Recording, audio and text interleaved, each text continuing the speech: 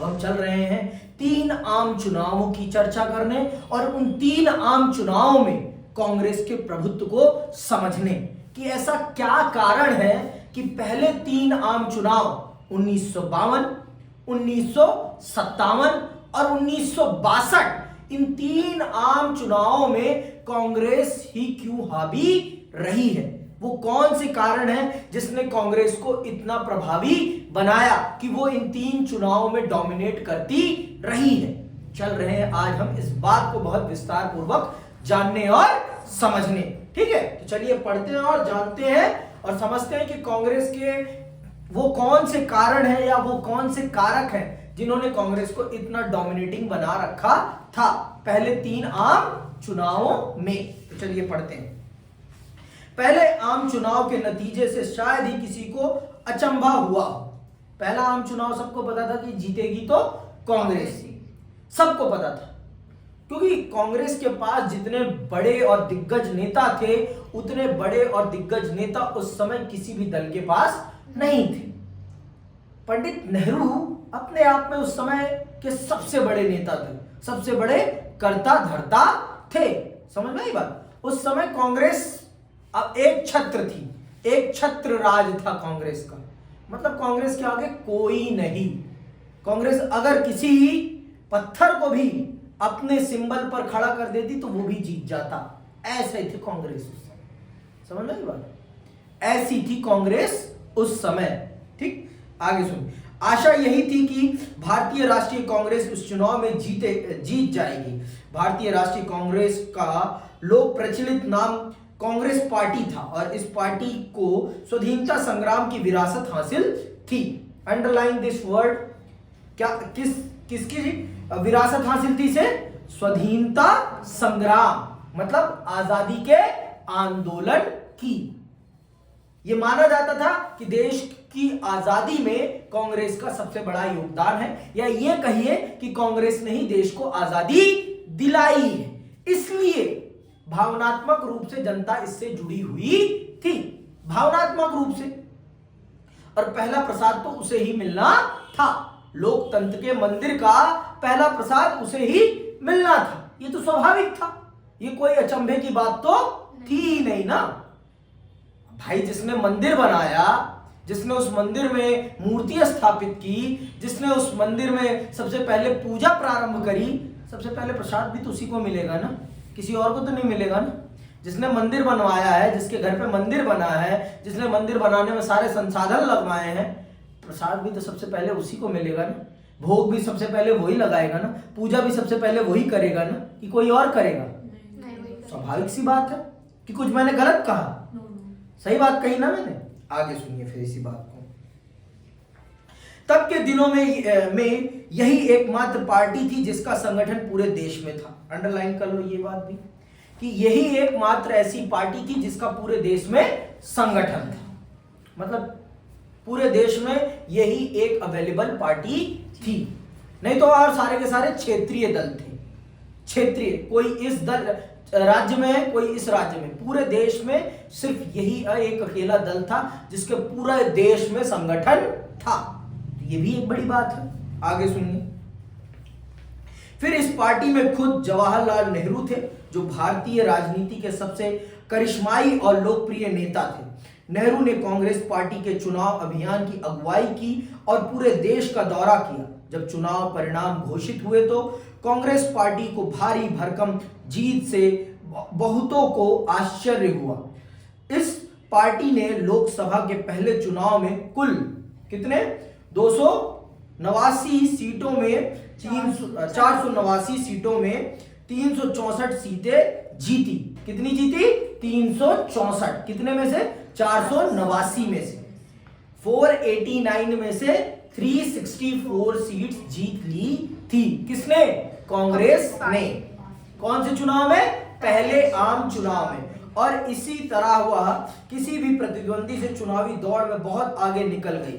जहां तक सीटों पर जीत हासिल करने का सवाल है, पहले आम चुनाव में भारतीय कम्युनिस्ट पार्टी दूसरे नंबर पर रही। उसे कुल 16 सीटें हासिल हुई। लोकसभा के चुनाव के साथ साथ विधानसभा के भी चुनाव कराए गए थे। कांग्रेस पार्टी को विधानसभा के चुनाव में भी बड़ी जीत हासिल हुई। त्रावणकोर, कोचिन आज के केरल का एक हिस्सा, आज के केरल का एक हिस्सा है क्या? त्रावणकोर और कोचिन। मद्रास और उड़ीसा को छोड़कर सभी राज्यों में कांग्रेस ने अधिकतर सीटों पर जीत दर्ज की। आखिरकार इन तीनों राज्यों में भी कांग्रेस की ही सरकार बनी। इस तरह राष्ट्रीय और प्रांतीय स्तर पर पूरे देश में कांग्रेस पार्टी का शासन कायम हुआ। उम्मीद के मुताबिक जवाहरलाल नेहरू पहले आम चुनाव के बाद प्रधानमंत्री बने। मतलब पूरे देश में कांग्रेस ही कांग्रेस, देश में भी कांग्रेस और राज्यों में भी कांग्रेस। समझ नहीं बात? देश में भी कांग्रेस और राज्यों में भी कांग्रेस। पहले आम चुनाव में, पहले आम चुनाव में और पहले विधानसभा के चुनावों में भी कांग्रेस ही कांग्रेस। कांग्रेस के अलावा कोई नहीं, कांग्रेस के अलावा कोई नहीं। समझ में बात? एक तरफा स्वाइप अप था, एक तरफा जिसे कहते हैं, एक तरफा छक्का लगाया गया था कांग्रेस की तरफ से। बाउंड्री पे जो खड़े भी थे उनकी इतनी पोटेंशियल नहीं थी कि वो उछल पुछल के कैच पकड़ पाए, क्योंकि वो अभी अभी पैदा हुए थे। और 1885 की पार्टी, और जिसने पूरे स्वतंत्रता संग्राम को अपने नेतृत्व में चलाया हो, जिसका पूरे देश में संगठन हो, उस पार्टी से इतनी जल्दी लड़ा जा सकता है? आज भी अगर सबसे मजबूत पार्टी अगर कोई है ना, कांग्रेस ही है। भाजपा चाहे कितनी भी ताकतवर हो जाए, पैसे के बल पर, इसके बल पर, उसके बल पर, लेकिन इस देश की जड़ों में कांग्रेस है और इस चीज को नहीं निकाला जा सकता। समझ आई बात? इस देश को बनाने में कांग्रेस ने भूमिका निभाई है और इस चीज को कोई मना नहीं कर सकता। इस देश के कण कण में कांग्रेस है, इतना तो हम सबको मानना ही पड़ेगा। आज जिस इंटरनेट का हम यूज कर रहे हैं ये भी कांग्रेस की देन है ना, बहुत सारी चीजें कांग्रेस। लेकिन कांग्रेस ने खुद के पैसों से तो कुछ बनाया नहीं है ना, सारा कुछ हमारे पैसे से। तो ये सब कुछ हमारा है, कोई राजनीतिक दल का कुछ नहीं होता, सब कुछ इस देश की जनता का होता है। इस देश की जनता का ही सब कुछ है, इस देश की राजनीतिक दलों का कुछ भी नहीं है। उनके नेतृत्व में जरूर बनती हैं चीजें, लेकिन पैसा हमारा होता है, पैसा सब कुछ हमारा होता है। समझ में आई बात? तो यहां पर भी कांग्रेस पहले आम चुनाव में प्रांत भी सारे जीत गई और केंद्र सरकार में भी, और जो कि स्वाभाविक था, इस देश के प्रधानमंत्री जवाहरलाल नेहरू बनने थे तो वो ही बने भी पहले आम चुनाव। अब आते हैं आगे। यहां एक चुनावी मानचित्र दिया गया है, ये वाला मानचित्र देखिए एक बार। ये रहा आपका मानचित्र, ये 1952 से लेकर 1967 तक का चुनाव का, मतलब पहले 3 आम चुनावों का डाटा दिया गया है। आप देखिए ये डाटा है, पहले आम चुनाव में लोकसभा, ठीक है, इतनी, तो आप देखिए कांग्रेस ने कितनी कितनी जीती है। मतलब मान के चलिए 80% सीट्स कांग्रेस ने ही जीती है, 80% या 75% तो जीती ही जीती है। ठीक है, आगे सुनिए।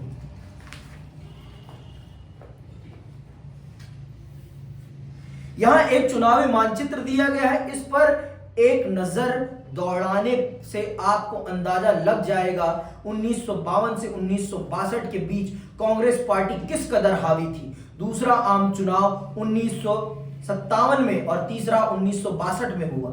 इन चुनाव में भी कांग्रेस पार्टी ने लोकसभा में अपनी पुरानी स्थिति बरकरार रखी और उसे 3/4 सीटें मिली। 3/4 मतलब 75%। ठीक है, कांग्रेस पार्टी ने जितनी सीटें जीती थी उसका दशांश भी कोई विपक्षी पार्टी नहीं जीत सकी, मतलब उसका 10वां भाग भी कोई पार्टी विपक्षी दल नहीं जीत पाया था। ठीक है, विधानसभा के चुनाव में कहीं कहीं कांग्रेस को बहुमत नहीं मिला। ऐसा ही एक महत्वपूर्ण उदाहरण केरल का है, अंडरलाइन कर लेना इसको। ऐसा ही एक उदाहरण केरल का है। 1957 में केरल में भारतीय कम्युनिस्ट पार्टी की अगुवाई में एक गठबंधन सरकार बनी। ऐसे एकाध मामलों को अपवाद मान ले तो कहा जा सकता है कि केंद्र सरकार और प्रांतीय सरकारों पर कांग्रेस पार्टी का पूरा नियंत्रण था। दूसरे चुनाव में केरल ही एक ऐसा प्रांत था जहां पर कम्युनिस्ट पार्टी और किसी एक अन्य दल के साथ गठबंधन में किसी अन्य दल की सरकार बनती है प्रांतीय स्तर पर, नहीं पूरे देश में कांग्रेस ही छाई हुई थी, पूरे देश में कांग्रेस। तो भारत में पहली गैर कांग्रेसी किसी राज्य में सरकार बनी है तो वो कहां बनी है? केरल में। और ये ज्यादा समय तक रहती नहीं है, ज्यादा समय तक रहती नहीं है। राष्ट्रपति शासन लगाकर उस सरकार को गिरा दिया जाता है। सत्ता का दुरुपयोग सर्वप्रथम होता है। केंद्र सरकार अपनी सत्ता का दुरुपयोग करती है, कांग्रेस अपनी सत्ता का दुरुपयोग करती है और भारत की जनता के द्वारा चुनी गई, केरल की जनता के द्वारा चुनी गई उनकी विधानसभा की सरकार को गिरा दिया जाता है। आगे सुनो बताऊंगा। ये लिखा हुआ है केरल में कम्युनिस्ट पार्टी की जीत। हम नहीं पढ़ेंगे इसको, आप पढ़ेंगे खुद ब खुद, ठीक।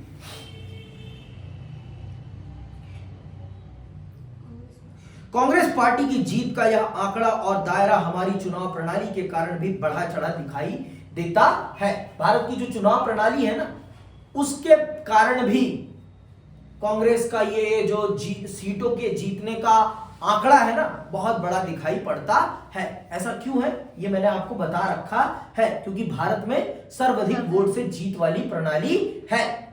चाहे आप अपने विपक्षी से, प्रतिद्वंदी से एक वोट से भी जीते, आपको वो पूरी की पूरी सीट मिल जाती है। चाहे आपको उस निर्वाचन क्षेत्र के सिर्फ 30% लोगों ने ही क्यों ना चुना हो। तो वोटिंग परसेंटेज और सीटों की जीतने के परसेंटेज में हमेशा जमीन और आसमान का डिफरेंस होता है। पार्टी को मिलते हैं सिर्फ 50% वोट और पार्टी को सीटें कितनी मिल जाती हैं? 80%। ये ऐसा इसलिए होता है क्योंकि भारत की चुनाव प्रणाली बहुत अलग है। भारत की चुनाव प्रणाली समानुपातिक प्रतिनिधित्व प्रणाली नहीं है।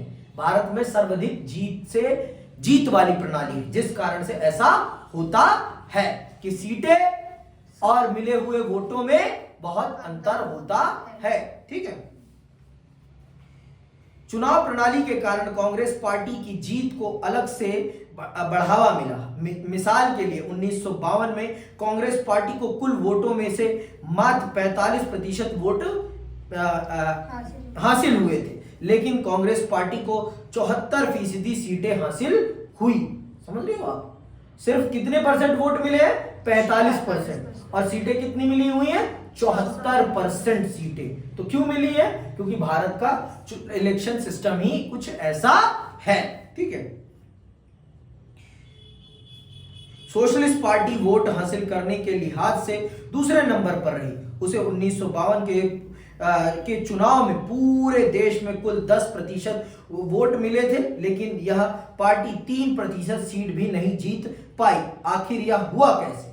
पिछले साल भारतीय संविधान सिद्धांत और व्यवहार नामक किताब में आपने सर्वाधिक वोट पाने वाले की जीत के बारे में पढ़ा था। इससे जुड़ी चर्चा को आगे याद करें तो आपको इस सवाल का जवाब मिल जाएगा। और मैंने आपको पहले भी बता रखा है कि भारत का इलेक्शन सिस्टम बहुत डिफरेंट है। भारत का इलेक्शन सिस्टम बहुत डिफरेंट है, बहुत ही ज्यादा डिफरेंट। आपको वोट चाहे इतने मिले, चाहे आपको वोट चाहे इतने मिले, अगर आप अपने प्रतिद्वंदियों में सबसे आगे हैं तो आप उस पूरे के पूरे निर्वाचन क्षेत्र के प्रतिनिधि बन जाते हैं। आप 100% लोगों का प्रतिनिधित्व करने लगते हैं, चाहे आपको सिर्फ 30% लोगों ने ही वोट क्यों ना किया हो। आपको सिर्फ 30% लोगों ने ही वोट क्यों ना किया हो, लेकिन आप पूरे 100% के प्रतिनिधि बन जाते हैं। क्यों? क्योंकि आप अपने साथ जो और प्रतिद्वंदी थे उनसे सबसे आगे हैं, इसलिए आप उस निर्वाचन क्षेत्र के प्रतिनिधि बन जाते हैं। तो वोटिंग परसेंटेज और सीट का परसेंटेज हमेशा भारत में अलग होता है। कांग्रेस को वोट मिले हैं कितने?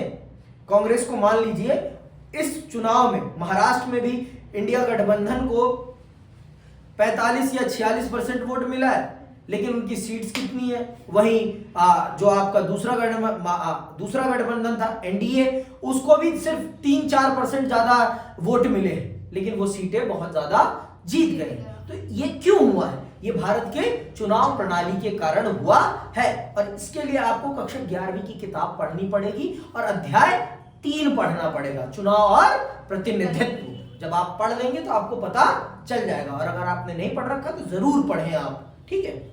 आगे सुनिए। हमारे देश की चुनाव प्रणाली में सर्वाधिक वोट पाने वाले की जीत के तरीके को अपनाया गया है। ऐसे में अगर कोई पार्टी बाकियों की अपेक्षा थोड़े ज्यादा वोट हासिल करती है तो दूसरी पार्टियों को प्राप्त वोटों के अनुपात की तुलना में उसे कहीं ज्यादा सीटें हासिल होती हैं। यही चीज कांग्रेस पार्टी के पक्ष में साबित हुई। अगर हम सभी गैर कांग्रेसी उम्मीदवारों के वोट जोड़ दें तो वह कांग्रेस पार्टी को हासिल कुल वोटों से कहीं ज्यादा होंगे, लेकिन गैर कांग्रेसी वोट विभिन्न प्रतिद्वंदी पार्टियों और उम्मीदवारों में बंट गए। इस तरह कांग्रेस बाकी पार्टियों की तुलना में आगे रही और उसने ज्यादा सीटें जीती। तो यही तरीका है भारत में तरीका तो यही है। अब क्या ही किया जा सकता है, इसका कुछ करा तो जा नहीं सकता, क्योंकि हमारे देश का इलेक्शन सिस्टम ही कुछ ऐसा है जिसके कारण एक दल को जो आगे होता है उसे ज्यादा बहुमत मिल जाता है। अब आते हैं और ये जानते हैं कि कांग्रेस के प्रभुत्व की प्रकृति क्या थी। कांग्रेस के प्रभुत्व की प्रकृति, वो कौन से कारण है जिसके कारण कांग्रेस को पहले 3 आम चुनाव में, या कहिए कि भारत की राजनीति के 50 सालों तक ये बढ़त मिली हुई थी। भारत के राजनीति में 50 साल तक कांग्रेस कैसे डोमिनेट कर पाई, इसके पीछे क्या कारण है, आज हम चल रहे हैं उस चीज को समझ। पहले तो हम पहले 3 साल का ही समझेंगे, पहले 3 चुनाव का ही समझेंगे। मतलब 15 साल की राजनीति में उसको किसी दल से उस प्रकार की चुनौती क्यों नहीं मिली जैसी मिलनी चाहिए थी, या कोई उसको चुनौती क्यों नहीं दे पाया, इस चीज को हम चल रहे हैं जानने और समझने, ठीक है। भारत ही एकमात्र ऐसा देश नहीं है जो एक पार्टी के प्रभुत्व के दौर से गुजरा हो। अगर हम दुनिया के बाकी मुल्कों पर नजर दौड़ाएं तो हमें एक पार्टी के प्रभुत्व के बहुत से उदाहरण मिलेंगे। बहरहाल बाकी मुल्कों में एक पार्टी के प्रभुत्व और भारत में एक पार्टी के प्रभुत्व के बीच एक बड़ा भारी फर्क है। समझ में आई बात?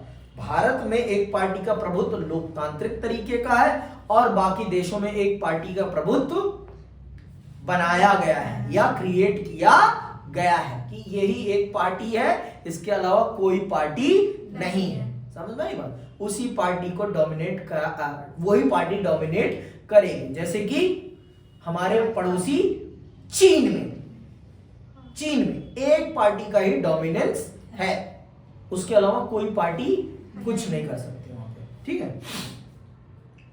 बाकी मुल्कों में एक पार्टी का प्रभुत्व लोकतंत्र की कीमत पर कायम हुआ है, मतलब लोकतंत्र को बर्बाद करके, खत्म करके हुआ है। लेकिन हमारे देश में एक पार्टी का प्रभुत्व लोकतंत्र को खत्म करके उसकी बलि चढ़ाकर नहीं हुआ है, उसको बढ़ाकर हुआ है, उसके साथ हुआ है, लोकतांत्रिक प्रक्रिया का पालन करके हुआ है। समझ में आई बात? कुछ देशों मसलन चीन, क्यूबा और सीरिया के संविधान में सिर्फ एक पार्टी को देश के शासन की अनुमति दी गई है। कुछ देशों जैसे म्यांमार, बेलारूस और इलिरिटिया में एक पार्टी का प्रभुत्व कानूनी और सैन्य उपायों के चलते कायम हुआ है। अब से कुछ साल पहले तक मैक्सिको, दक्षिण कोरिया और ताइवान भी एक पार्टी के प्रभुत्व वाले देश थे। भारत में कायम एक पार्टी का प्रभुत्व इन उदाहरणों से कहीं अलग है। यहाँ एक पार्टी का प्रभुत्व लोकतांत्रिक स्थितियों में कायम हुआ है। अनेक पार्टियों ने मुक्त और निष्पक्ष चुनाव के माहौल में एक दूसरे से होड़ की और तब भी कांग्रेस एक के बाद एक चुनाव जीतती गई।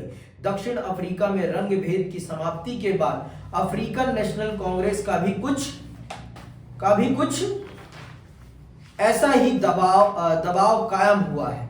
भारत का उदाहरण बहुत कुछ दक्षिण अफ्रीका से मिलता जुलता है। मतलब इस पार्टी ने इस देश की आजादी में बहुत बड़ी भूमिका निभाई है, इसलिए इस पार्टी का भारत की राजनीति पे डोमिनेट करना कोई अचंभे की बात नहीं थी। स्वाभाविक बात है, उस समय का सबसे बड़ा नेता उस पार्टी में था।